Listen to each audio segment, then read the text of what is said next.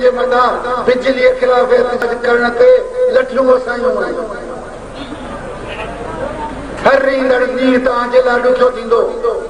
हुकुमरान चवंदा सभु ठीकु आहे, सभु ठीकु आहे, मथनि खे चवंदा बाबा सभु ठीकु आहे, असांजी करप्शन जारी रहे, असांजी लुटमार जारी रहे, अवाम खे ईअं लठियूं असीं पाण हणंदा पियूं, तव्हांखे ज़रूरत न आहे।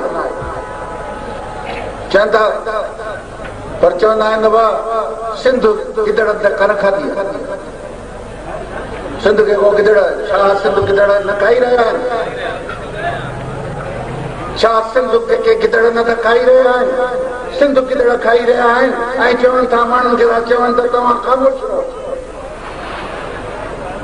यकीनन असीं अव्हां खां आगाह करे रहिया आहियूं त सुञाणो पंहिंजनि चोरनि खे, सुञाणो पंहिंजे चोर नुमाइंदनि खे।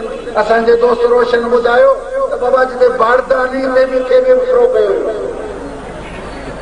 माना आबादगार जे कणक जे बोरीअ मां बि 200 रुपया चोरी थी रही आहे वापारियुनि ऐं कामरनि जे ज़रिए। ही अहिड़ो ख़राब रिश्वत जो रिवाज विधो पियो वञे, इन मां तव्हांजी जिंद सोली कान छुटंदी। सुभाणे हर ईंदड़ कानूरो उनखे पंहिंजो हक़ सम्झंदो त इहा करप्शन ऐं इहो मुंहिंजो जाइज़ हक़ आहे। रिश्वत हिन मुल्क खे तबाह कयो आहे। रिश्वत रुगो सियासतदान कोन थो वठे, रिश्वत कामरो थो वठे, रिश्वत क्लर्क थो वठे, रिश्वत अलाए जज था वठनि, अलाए छाजो छा थो हले। पर सियासतदान मुआशरे जो आइडियल हूंदो आहे। अगरि सियासतदान खुली करप्शन कंदो, खुली रिश्वत वठंदो त पोइ हर को माण्हू कंहिंखे बि शर्म कोन रहंदो, हर माण्हू खुली वठंदो, हर माण्हू दादागिरी सां रिश्वत खे पंहिंजो हक़ सम्झंदो। ऐं तव्हांजा हुकुमरान कहिड़ी आहे? सिंध हुकूमत खां वठी मर्कज़ी हुकूमत जो कहिड़ो खातो आहे जंहिंमें रिश्वत खुली न हली रही आहे? के वज़ीर त ईअं बि चवनि था बाबा ठीकु आहे असीं हिसाब किताब ॾींदासूं, असीं पंहिंजी हुकूमत भले असां खां पुछाणो करे, पर हुकूमत जा जेके अॻुवान मथे हेठि आहिनि उहे हिते हिसाब ॾियनि। माना इन जो मतिलबु आहे त अगरि मथे हुकुमरान को वॾो माण्हू, को वॾो सदर, को अगरि को लुटमार करे रहियो आहे त हेठि खे खुली छूट आहे जीअं वणे। इहा ई हिन परेशानीअ जे आलम में माण्हूअ खे वधीक परेशान करे रही आहे। इहा ई शइ माण्हूअ खे वधीक परेशान करे रही आहे।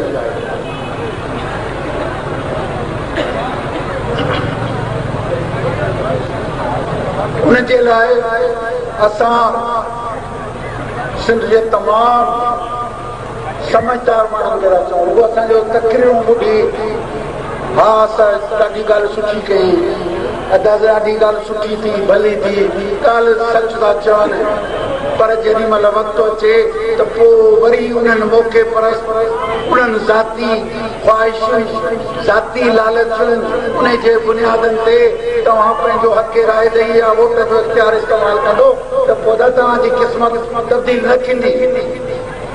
कुरान शरीफ़ में लिखियल आहे त ख़ुदा बेशक ख़ुदा नथो बदिले उन्हनि क़ौमुनि जी क़िस्मत जेके पंहिंजे क़िस्मत जी तब्दीलीअ जो लाइ नथियूं सोचनि। जे अगरि तव्हां पंहिंजे क़िस्मत जे लाइ तब्दीली लाइ नथा सोचो, अगरि दरिया जे किनारे ते बीही रुगो पाणीअ खे ॾिसो था, पाणीअ में घड़ो नथा, त यादि रखो त पोइ इहो तव्हांखे को बि फ़ाइदो न ॾींदो। उन जे करे तव्हांखे नेकीअ ऐं बदीअ में फ़र्क़ु करणो पवंदो। तव्हांखे पंहिंजनि ग़लति ऐं सही निभाईंदड़ में तफ़रीक़ करणी पवंदी। तव्हांखे जेके ज़ाती मफ़ादनि, ज़ाती लालचनि जे बुनियाद ते, नंढी नंढड़ी लालचनि ते तव्हांखे माण्हू हिरकाइनि था ऐं तव्हांखे चवनि था त पंहिंजे क़ौमी हक़नि खां लाइ असांखां को बि पुछाणो न करियो, रिश्वत जो असांखां पुछाणो न करियो, छो त रिश्वत असांजो हक़ आहे, छो त तव्हां असांखे हुकुमरानी ॾिनी आहे। हुकुमरानीअ में रिश्वत जाइज़ आहे ऐं जाइज़ खे हक़ आहे, त पोइ ईअं ई हलंदो रहंदो, का बि तब्दीली कान ईंदी। हाणे घणो थियो 62 सालनि खां वठी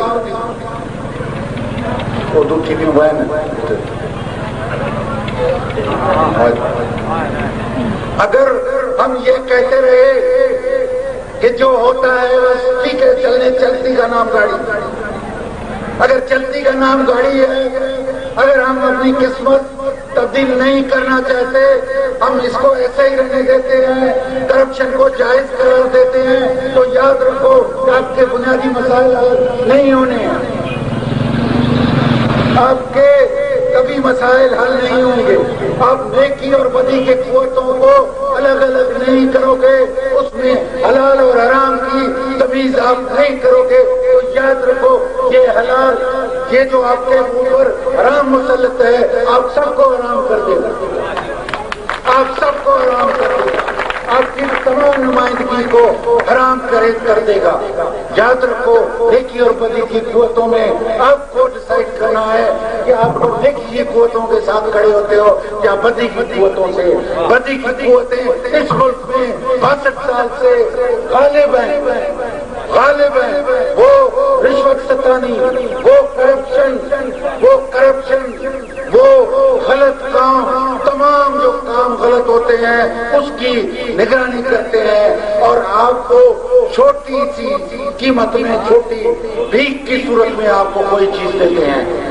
आप भीख में खुश होते हैं तो आपको भीख मिलती रहेगी। अगर आप अपनी बुनियादी तब्दीली करते हैं तो आपको पानी में उतरना पड़ेगा, सिंध यूनाइटेड पार्टी में शमूलियत अख्तियार करनी पड़ेगी और फिर बुराई के खिलाफ जो हम पूरे सिंध में एक मुहिम उठा रहे हैं कि इस बुराई, यानी मैं बहुत मशहूर हूँ कि कल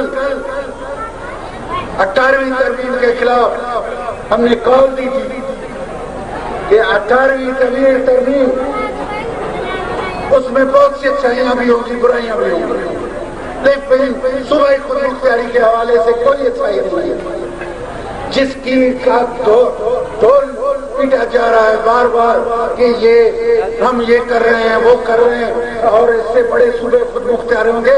जून के बाद सूबों की खुद मुख्तियारी आप खुद देखेंगे, कुछ नहीं है इसमें। हमारे वसाइल का यानी माली वसाइल का कंट्रोल जैसे मरकज के पास था उसको जारी रखा गया है। हमारे पास, हमारे ऊपर जिम्मेदारियों का तो बहुत ज्यादा गया है, लेकिन इसके बाद हमारे माली वसाइल कुछ भी ट्रांसफर नहीं हुए हैं। जब माली वसाइल ट्रांसफर नहीं होंगे तो क्या बेहतर हुक्मरानी होगी। इसमें तो यहाँ तक भी हमारे वजीर आला साहब ने ये भी नहीं मांगा है कि मुझे अपनी मर्जी से आईजी मुकर्रर करने दो, मुझे अपनी मर्जी से चीफ सेक्रेटरी मुकर्रर करने दो, मुझे डीजी रेंजर्स मुकर्रर करने दो। ये 3 की पोस्ट है एडमिनिस्ट्रेटिव जो वजीर आला के मातहत काम करती हैं, वो मरकज मुकर्रर करके देता है और उस पर भी खुश हैं। ये अपनी बेअख्तियारी पे भी ढोल पीटते हैं, इसको भी बड़ा खुशी मनाते हैं कि हम बाअख्तियार हैं, हम बाअख्तियार हैं। न्याय संगीन मजाक है।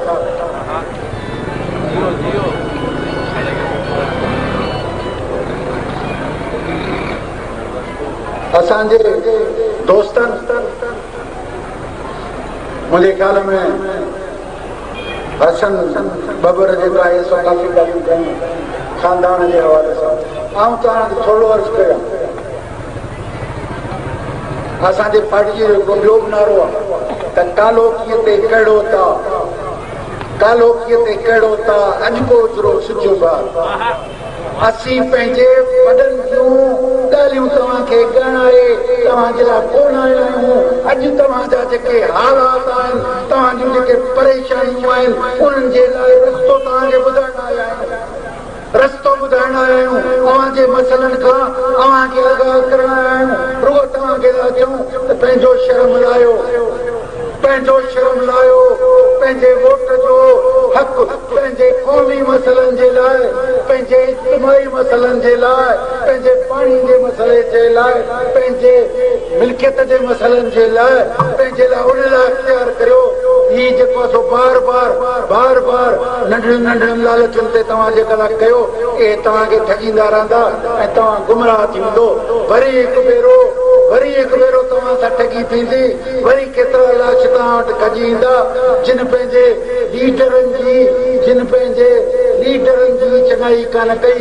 अॼु इहो आहे कल जी आरटीओ जी रिपोर्ट आहे, टीवी जी रिपोर्ट आहे त बाबा हुकूमत जांच कराई, जांच लाइ हिकिड़ी कमेटी कई ऐं उन्हनि उहा साॻी रिपोर्ट ॾिनी जेका परवेज़ मुशर्रफ जी जांच कमेटीअ ॾिनी त बाबा बैतुल्ला मसूद जेको आहे बेनज़ीर जे शहादत जो जेको आहे सो ज़िमेदार आहे।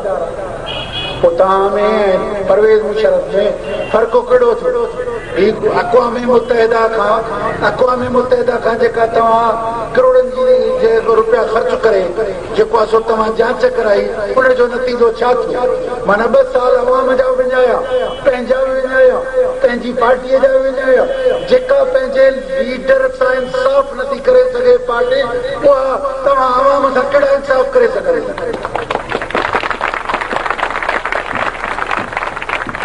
करप्ट पार्टी आहे, करप्ट माण्हू, करप्ट सियासतदान कॾहिं बि अवाम सां इहो चवनि दादा मुंहिंजी करप्शन जाइज़ आहे, बाक़ी इनशाला तोसां इंसाफ़ थींदो, इनशाला मुंहिंजी जेका लुटमार आहे हिन इलाइक़े में उहा जारी रहे, बाक़ी इनशाला तोखे का तकलीफ़ न थींदी। इहो ग़लति पिया कनि, तव्हां सां कूड़ पिया ॻाल्हाइनि। यकीनन हुननि जी करप्शन, हुननि जी बदआमाली, हुननि जा जेका मुसीबतूं आहिनि उहे अवाम जे मथां करनि, उहे अवाम जे मथां आहिनि। छो? पब्लिक जा नुमाइंदा आहिनि, हू तव्हांजा सियासी नुमाइंदा आहिनि, पब्लिक रिप्रेज़ेंटेटिव आहिनि, पब्लिक जे उहिदनि ते आहिनि, पब्लिक सर्विसिस जे लाइ आहिनि। पब्लिक सर्विसिस खे अगरि हू करप्शन जे मसइलनि लाइ इस्तेमालु कंदा त यकीनन तव्हांजा हक़ मुतासिर। असांजे दोस्तनि बलजाती इलेक्शन यकीनन असां जमहूरी प्रोसेस जे ज़रिए हिन मुल्क में तब्दीली आणणु चाहियूं था।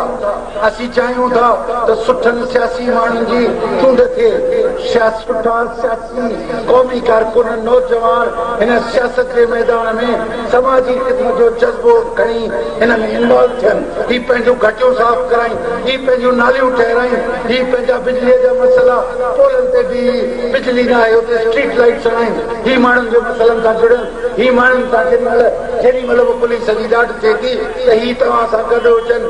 यकीनन सिंध यूनाइटेड पार्टी जा वर्कर इन जी अहलियत साबित कंदा, वक़्त सां अवामी मसइलनि सां जुड़ंदा।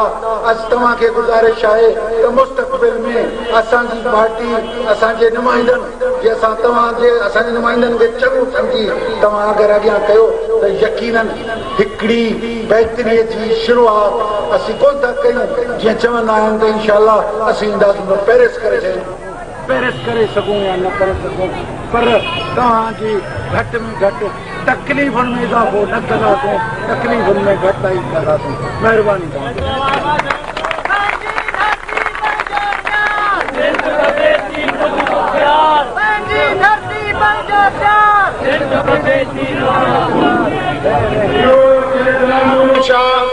जे पंहिंजो सदारती ख़िताब कयो। असां सभिनी महिमाननि जा शुक्रगुज़ार आहियूं ऐं ख़ासि करे जेके बि शहरी दुकानदार जिन खे बि असांजे प्रोग्राम में करे अगरि का तकलीफ़ आई आहे त असां उन्हनि खां बि माज़रत खां आहियूं ऐं सभिनी ॿाहिरि आयल महिमाननि खे असां दिलि जे गहराइनि सां भलीकार कयो हुयो ऐं असां उन्हनि जा शुक्रगुज़ार आहियूं। ऐं शाह अब्दुल लतीफ़ भिटाई जे शेर सां असां पंहिंजे जलसे जी पुॼाणी था कयूं त साईं सदाई करी मथे सिंध सुकार, दोस्त मिठा दिलदार, आलिम सभु आबाद करी।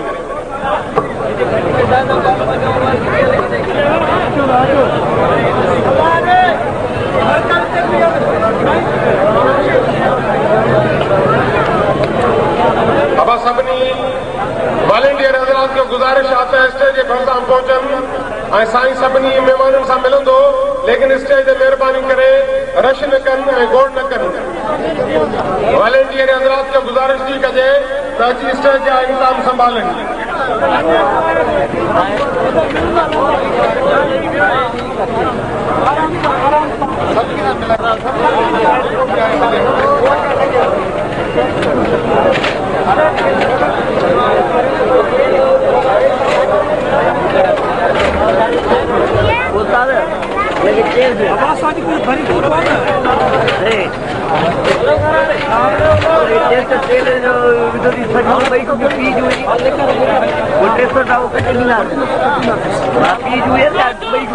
फोन कराई